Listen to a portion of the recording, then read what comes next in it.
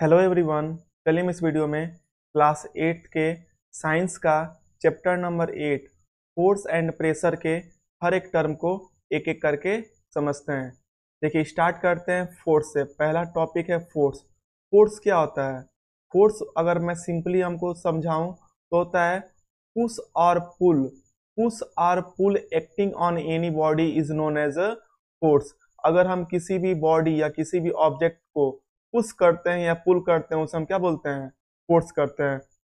जैसे यहाँ पे ऑब्जेक्ट है, इसको हम धक्का दे रहे हैं, पुश कर रहे हैं, या फिर ये दरवाजा है, इसको अपने तरफ हम खींच रहे हैं, तो इसे क्या बोलेंगे? फोर्स कहेंगे। जैसे अगर एनिमेशन से आप देखना चाहेंगे तो ये लड़का जो है इसको अपने तरफ पुल कर रहा है, खींच रहा है, और इसको क्या कर रहा है? अपने तरफ इसको पुश कर रहा है। तो देखो ये अपने तरफ खींच रहा है तो पुल कर रहा है, नहीं तो ये धक्का दे रहा है तो पुश कर रहा है। तो पुश और पुल जब करते हैं उसी को हम क्या बोलते हैं? फोर्स। जब हम पुश और पुल किसी बॉडी को करते हैं या किसी ऑब्जेक्ट को करते हैं उसी को हम फोर्स बोलते हैं। देखो फिगर से मैं हर एक टर्म को समझा दे रहा हूँ। डेफिनेशन वगैरह तो आपके बुक में दिया ही है, बस यहाँ पे टर्म समझने का मतलब देखो करो। यहाँ देखो, effect of force on object. Force का इफेक्ट ऑब्जेक्ट पे क्या क्या आता है एक एक करके देखते हैं। जैसे हम जानते हैं फोर्स जो है, कोई भी ऑब्जेक्ट अगर मूव करता है तो उसको और तेज करता है। जैसे ये बोलते हैं ना, चक्का रोटेट करते हैं, डगारी जो होता है, तो अगर ऐसे मूव करता रहता है, चला के मूव करता रहता है, पीछे से अगर स्टिक से मारने पे ये क्या होता है? और तेज होता है। तो जो चीज चल रही है, मूव कर रही है, पीछे से अगर फोर्स देते हैं तो और क्या हो जाती है? वो और तेज हो जाती है। तो इस यही है कि फोर्स जो है कोई भी मूव करती हुई ऑब्जेक्ट को क्या कर देती है? और तेज कर सकती है। एग्जाम्पल एक और ले सकते हो। अगर फुटबॉल इस डायरेक्शन में मूव कर रहा है और पैर से तुम इसी डायरेक्शन में और मार दो तो क्या होगा? ये बॉल और तेजी से मूव करता है। आगे देखो, फोर्स के वजह से हम किसी भी चीज को स्लो डाउन कर देते हैं। अगर मान लो कि कोई भी फुटबॉलर है, आगे से गोल करने के लिए फुटबॉल लगाया है, लेकिन जो यहाँ पे आ, गोल को बचाने के लिए खड़ा रहता है, अगर फोर्स लगा के हाथ से क्या कर देता है? बॉल को रोक देता है। तो जैसे पीछे हम पढ़े कि जो मूव कर रहा है फोर्स लगा के और हम उसको तेज कर सकते हैं। अगर कोई मूव कर रहा है, ऑब्जेक्ट ऐसे आ रहा है, फुटबॉल ऐसे आ रहा है, तो आगे हम फोर्स लगा के उसको हम क्या कर सकते हैं? धीरे या फिर एकदम रोक सकते हैं। आगे देखिए, हम डायरेक्शन भी चेंज कर सकते हैं। फोर्स से हम किसी भी ऑब्जेक्ट का डायरेक्शन चेंज कर सकते हैं। कैसे? जैसे बॉलर जो है सामने से बॉल फेंकता है, और बैट से हम फोर्स लगा के, ये तो बॉल जाना चाहिए पीछे, लेकिन बैट से फोर्स लगा के हम इसको किधर भी लॉग ऑन लॉग ऑफ या फील्ड के किसी भी डायरेक्शन की तरफ हम क्या कर देते हैं? मार देते हैं। क्रिकेटर मार देता है, इसका मतलब फोर्स की वजह से डायरेक्शन भी क्या हो जाता है? चेंज हो जाता है ऑब्जेक्ट का। फोर्स लगा के कोई भी बॉल है उसको हम कंप्रेस करके उसका साइज क्या कर सकते हैं? छोटा कर सकते हैं। तो फोर्स से किसी भी ऑब्जेक्ट की शेप एंड साइज भी हम छोटा कर सकते हैं। जैसे स्पॉन्ज बॉल है ना, उसके साइज हम चेंज कर सकते हैं। कोई भी चीज है अगर रेस्ट पोजीशन में है, अगर हम फोर्स लगाएंगे तो रेस्ट से ये किस में आ जाता है? मोशन में आ जाता है। जैसे बस यहाँ पे रेस्ट में खड़ी हुई है, जब हम फोर्स लगाएंगे तो ये रेस्ट किस में चला जाता है? मोशन में चला जाता है। चलिए हम रिकैप करते हैं एक एक करके। पहले मैं क्या बताया? कोई भी चीज अगर मोशन में है, फोर्स लगाएंगे तो और तेज हो जाएगी। कोई भी चीज अगर मूव कर रही है तो फोर्स लगा के हम उसको रोक सकते हैं या धीरे कर सकते हैं। कोई भी ऑब्जेक्ट अगर मूव कर रही है तो उसके हम डायरेक्शन को क्या कर सकते हैं? चेंज कर सकते हैं।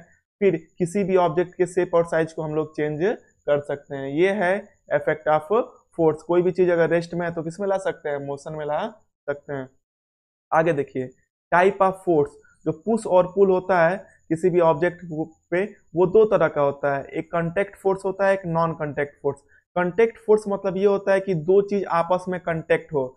जैसे यहाँ पे देखो, हम अगर इस बॉल को दबा रहे हैं तो हाथ और ये ऑब्जेक्ट दोनों कांटेक्ट में है ना, तो ये कांटेक्ट फोर्स हो जाएगा। जैसे ये रोक रहा है तो कांटेक्ट फोर्स हो गया, ये कांटेक्ट फोर्स हो गया। अगर दो चीज आपस में कांटेक्ट में है तो उसे क्या बोलेंगे? Contact force. अगर कांटेक्ट में नहीं होगी और फोर्स लग रहा है उसे हम क्या बोलेंगे? Non contact force. जैसे एक एक करके देखेंगे। कांटेक्ट फोर्स में अभी बताया कि अगर दो ऑब्जेक्ट है और आपस में वो टच हो रहे हैं तो उसे हम क्या बोलेंगे? Contact force. जैसे ये फ्रिक्शनल फोर्स है, ये स्लाइडिंग कर रहा है तो ये आपस में कांटेक्ट में है। फिर ये मस्कुलर फोर्स, जैसे मान लो कि कोई भी हम डंबल उठाते हैं तो वो क्या है? डंबल को उठाते हैं तो हाथ से कांटेक्ट हो रहा है ना, तो जब ऑब्जेक्ट हाथ से टच हो रहा है उसे हम कांटेक्ट फोर्स बोलेंगे। जैसे कि कांटेक्ट फोर्स में आपका मस्कुलर फोर्स आ जाएगा, जैसे मसल से डंबल उठा रहे हैं तो हमारे हाथ के मसल्स क्या हो रहे हैं, एक्टिव हो रहे हैं। चलने के केस में चल रहे हैं तो हमारी बॉडी क्या हो रही है, एक्टिव हो रही है, मसल्स जो है एक्टिव हो रहे हैं। किसी भी चीज को हम लोग ढो रहे हैं, मान लो सामान ये बुक्स हम लोग ढो रहे हैं तो हाथ के मसल्स एक्टिव होते हैं। तो जब मसल्स एक्टिव होते हैं किसी भी काम करने के लिए, वहां पे जो फोर्स लगता है उसे हम क्या बोलते हैं, मस्कुलर फोर्स। मतलब हाथ से हम कोई भी काम करते हैं, हाथ पैर अपने शरीर से कोई भी काम करते हैं तो वहां पे मस्कुलर फोर्स हो जाएगा। फ्रिक्शन देखो, कांटेक्ट फोर्स में दूसरा आपका फ्रिक्शन है। किसी भी चीज को अगर हम धक्का देते हैं तो वो आसानी से आगे नहीं जाती है, नीचे से एक फोर्स लगता है उल्टे डायरेक्शन में, उसी फोर्स को हम फ्रिक्शन बोलते हैं। जैसे देखो एग्जाम्पल से समझो, अगर इस वुडन ब्लॉक को इधर से मैं ढकेल रहा हूं तो ये वुडन ब्लॉक जल्दी से आगे नहीं जाएगा। मैं इसको इधर पुश कर रहा हूं तो जल्दी से आगे नहीं जाएगा, क्योंकि ये जमीन से सटा हुआ है। तो जमीन से सटा हुआ है तो कुछ ना कुछ ऐसा फोर्स है जो इसको रोकती है, उसी फोर्स को हम क्या बोलते हैं, फ्रिक्शन बोलते हैं। क्या बोलते हैं, फ्रिक्शन। फ्रिक्शन के लिए क्या जरूरी होता है, फ्रिक्शन के लिए जरूरी होता है कि एक तो ये कांटेक्ट फोर्स हो, कांटेक्ट फोर्स आपस में दोनों सटे हुए हों। जैसे ऑब्जेक्ट में मूव कर रहा हूं तो ये नीचे आपका ग्राउंड है ना, तो ये दोनों सटे हुए होने चाहिए, कांटेक्ट फोर्स होना चाहिए। और टू ऑब्जेक्ट होना चाहिए, कांटेक्ट फोर्स होना चाहिए। और दो ऑब्जेक्ट, एक ऑब्जेक्ट आपका ग्राउंड हो गया, एक ऑब्जेक्ट आपका ये बॉडी हो गया।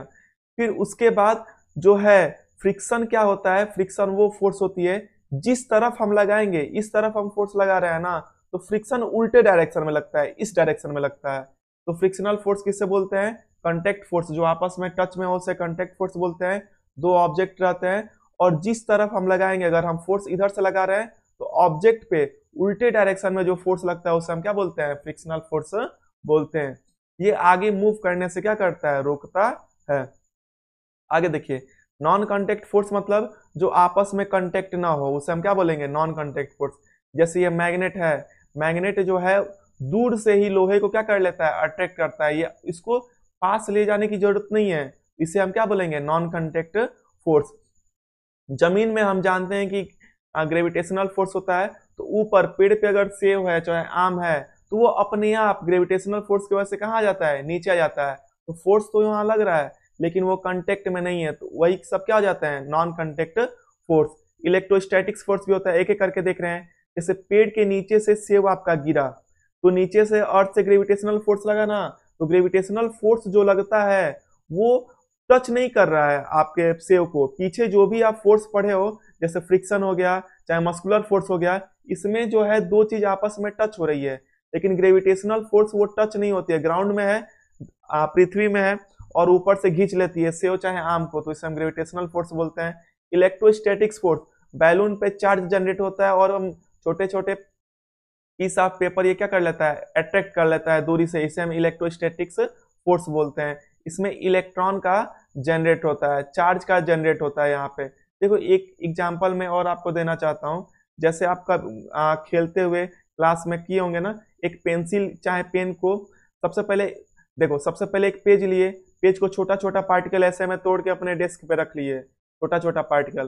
फिर पेंसिल से अपने सर पे अगर बाल को रब करते हो तो इस पे चार्ज जनरेट हो जाता है, और इस पेंसिल चाहे पेन को इस पार्टिकल के पास लाते हो तो वो ऐसे ही चिपक जाता है, और वहां पे दूरी से ही चिपक जाता है, ऐसा नहीं कि पास लाने पे। दूरी पेन या पेंसिल रखोगे तो ये चिपक जाता है, तो वहां पे आपका contact force non contact force होता है, कांटेक्ट नहीं हो रहा है, और वहां पे जो फोर्स जनरेट होता है उसे हम इलेक्ट्रोस्टैटिक फोर्स बोलते हैं। मतलब रेस्ट पोजीशन में है तभी भी आपका चार्ज जनरेट हो जाता है और फोर्स वहां पे लगता है। नेक्स्ट है इसमें मैग्नेटिक फोर्स। मैग्नेटिक फोर्स में भी हम कॉन्ट्रैक्ट नहीं करते हैं। जैसे एक मैग्नेट यहाँ हो गया, एक मैग्नेट यहाँ हो गया, अगर आपस में एक तरफ, जानते हैं कि मैग्नेट में दो पोल रहते हैं, नॉर्थ पोल और साउथ पोल। अगर नॉर्थ यहाँ है साउथ यहाँ है तो दोनों आपस में क्या करते हैं, अट्रैक्ट करते हैं। हम टच नहीं करते हैं, अपने आप अट्रैक्ट हो जाता है। और एक तरह के पोल अगर नॉर्थ नॉर्थ एक साथ होते हैं तो रिपेल होते हैं, दूर जाते हैं, चाहे साउथ साउथ होता है तो रिपेल होते हैं, दूर जाते हैं। प्रेशर कैसे एग्जस्ट करता है, प्रेशर के बारे में थोड़ा सा सीख लो। देखो प्रेशर क्या होता है, प्रेशर होता है, pressure is equal to force upon area होता है। जो भी हम फोर्स लगाते हैं पार्टिकुलर एरिया में, उसे हम क्या बोलते हैं, प्रेशर बोलते हैं। देखो प्रेशर जो है ये फोर्स अपान एरिया होता है। ये नीचे की तरफ है ना तो उल्टा रिएक्ट करेगा। जैसे ऊपर की तरफ फोर्स है, प्रेशर बढ़ेगा तो फोर्स बढ़ेगा, फोर्स बढ़ेगा तो प्रेशर बढ़ेगा। Pressure is equal to force upon area. अगर फोर्स बढ़ेगा तो प्रेशर बढ़ेगा, फोर्स घटेगा तो प्रेशर घटेगा। लेकिन नीचे की तरफ में उल्टा हो जाता है। एरिया अगर बड़ा होगा तो प्रेशर घटेगा, एरिया अगर छोटा होगा तो प्रेशर क्या होगा, ज्यादा होगा। जैसे अब यहाँ पे देखो, यहाँ पे जब हम प्रेशर से ठोकते हैं कील को, नीचे की तरफ का एरिया क्या है, कम है, तो pressure equal to force upon area होता है। एरिया कम है तो प्रेशर ज्यादा लगता है, और मारते हैं हैमर से तो तुरंत काटी कहाँ चली जाती है, अंदर चली जाती है। तो लड़कियां शौक में ऐसे हील वाला सैंडल पहनती है ना। अगर ये मिट्टी में चल रही हैं तो इसका एरिया देखो क्या है, कम है। जब एरिया कम है तो प्रेशर ज्यादा लगता है, और मिट्टी या बालू वाला मिट्टी में चलेंगी तो वो धंसते चला जाएगा और ये आगे मूव नहीं कर पाएंगी। जब हील वाली सैंडल लड़कियां पहनती हैं शो ऑफ में, तो उनको ऐसे पक्के के ईंट पे चलना पड़ता है, चाहे रोड पे चलना पड़ता है। मिट्टी या भुरभुरे माटी में चलना, चाहे सैंड में, वो चलने में प्रॉब्लम होती है, क्योंकि वहां पे प्रेशर ज्यादा लगता है, क्योंकि नीचे का सरफेस का एरिया क्या है, कम है। आगे देखिए एरिया प्रेशर क्या होता है। हम जानते हैं कि जो पृथ्वी है, पृथ्वी के चारों तरफ हवा की लेयर पाई जाती है। तो हवा की लेयर जो प्रेशर जनरेट करती है उसी को हम एयर प्रेशर बोलते हैं। एटमॉस्फेयर में बहुत सारे लेयर होते हैं। जैसे एटमॉस्फेयर में 5 लेयर होता है। ट्रोपोस्फेयर, उसके ऊपर स्ट्रेटोस्फेयर, फिर बीच में आता है मीजोस्फेयर, फिर आता है थर्मोस्फेयर, फिर आता है आपका एक्सोस्फेयर। तो ये डिफरेंट टाइप ऑफ लेयर, लगभग आपकी 400 किलोमीटर की आपकी लेयर होती है पूरा ऊपर से नीचे तक। तो जो ये प्रेशर एग्जर्ट्स करता है एटमॉस्फेयर की हवा, जो पृथ्वी पे प्रेशर एग्जर्ट्स करते हैं एटमॉस्फेयर की हवा, उसी को एटमॉस्फेरिक प्रेशर बोलते हैं। हम एटमॉस्फेरिक प्रेशर कैसे नापेंगे, तो अगर पहले के समय मरकरी थर्मामीटर से हम नापते थे मरकरी रिजर्वायर में डाल के। ये पहले के समय ऐसे मरकरी बैरोमीटर से नापते थे। इस समय मॉडर्न टेक्निक आ गई है, और ऐसे बैरोमीटर से हम क्या कर लेते हैं, एटमॉस्फेरिक प्रेशर नाप लेते हैं। पहले के टाइम हम इसे नापते थे, इस समय हम लोग इससे मॉडर्न वे में नापते हैं। अब देखो एयर प्रेशर से क्या फायदा है, एयर प्रेशर से बहुत ज्यादा फायदा है। जैसे जो ब्लड निकाला जाता है, चाहे मेडिसिन में से, सिरिंज में से निकाला जाता है आपका मेडिसिन लिक्विड टाइप का, तो वो प्रेशर के थ्रू हम सिरिंज को खींचते हैं, तो हाई कंसंट्रेशन से लो कंसंट्रेशन जाता है, और इसमें क्या हो जाता है, प्रेशर एक बार बन जाता है तो पूरी सिरिंज फिलअप हो जाती है। तो मेडिसिन देने में काम आता है एयर प्रेशर का। कोई भी एरोप्लेन कैसे उड़ता है, जैसे जब ये दौड़ने चलने वाला रहता है आपका ट्रैक पे, जब उड़ने वाला रहता है, तो यहाँ पे पंखी होती है। पंखी जब मूव करती है ना, तो नीचे आपका हाई प्रेशर जनरेट हो जाता है, और ऊपर की तरफ आपका कैसा रहता है, लो प्रेशर होता है। कैसा रहता है, एयर का लो प्रेशर। कोई भी चीज कैसे मूव करती है, कोई भी चीज मूव करती है हाई प्रेशर से लो प्रेशर, हाई कंसंट्रेशन से कोई भी चीज मूव करती है लो कंसंट्रेशन में। तो जब ये दौड़ती है, पंखा इसका चलता है, तो नीचे हाई कंसंट्रेशन हो जाता है, और ऊपर की तरफ आपका लो कंसंट्रेशन होता है। तो हाई कंसंट्रेशन से जो लो कंसंट्रेशन मूव करता है, उसमें एरोप्लेन का भी एग्जाम्पल आता है। वैक्यूम क्लीनर में जैसे मान लो कि मैट पे डस्ट वस्ट है, कूड़ा है, इसको कैसे साफ करते हैं, यहाँ भी एयर प्रेशर होता है। ये मोटर होता है, मोटर जब चलता है तो नीचे आपका प्रेशर आपका ज्यादा हो जाता है, इसके अंदर कम प्रेशर होता है, तो हाई प्रेशर से लो प्रेशर की तरफ ये क्या करती है, मूव करती है।